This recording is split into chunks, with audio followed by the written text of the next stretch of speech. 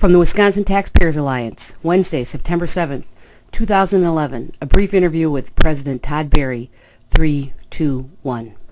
The Wisconsin Taxpayers Alliance has a new report out on property taxes for 2010 and 2011. What's going on with property taxes, Mr. Berry? Well, of course, property tax bills came out way last December, but we don't see the final numbers until the summer after. And what we found and published in our recent Taxpayer magazine was that property tax levies on a statewide basis were up about 2.6%. That would have been the smallest increase since 2006 and well below the average of the last 10 years, which was about 4.5%. What's the largest share of the property tax bill? Schools remain the largest share in most communities, although it's not impossible where a school district is heavily aided by the state that it might be the municipal levy that is higher. School levies were up about 3.4% this past year. Municipal levies were up 2.1%. Technical colleges were up 2%, and counties brought up the rear with an increase of 1.9%. How have levy limits affected the rate of tax increases?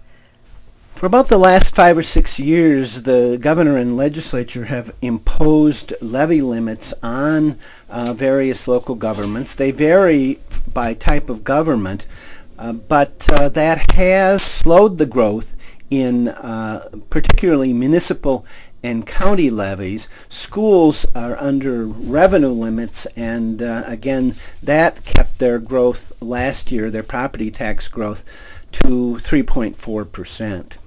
The other thing that's funny about the levy limits is that as local governments have been restricted in how much they can use the property tax, we've seen an increase in their use of fees, something I think a lot of parents will note at the start of school with having to write checks for a variety of activities and materials in schools.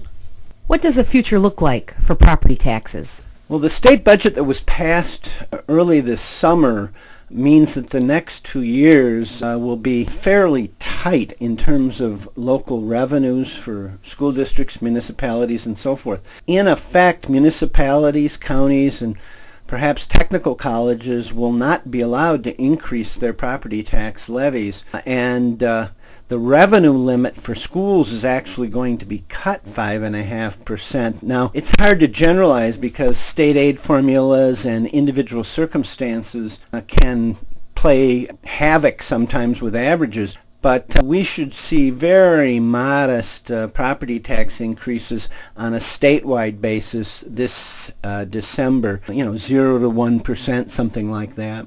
Thank you, Mr. Berry. That's Todd Berry, president of the nonprofit, nonpartisan Wisconsin Taxpayers Alliance. For more information on property taxes, go to www.wistax.org.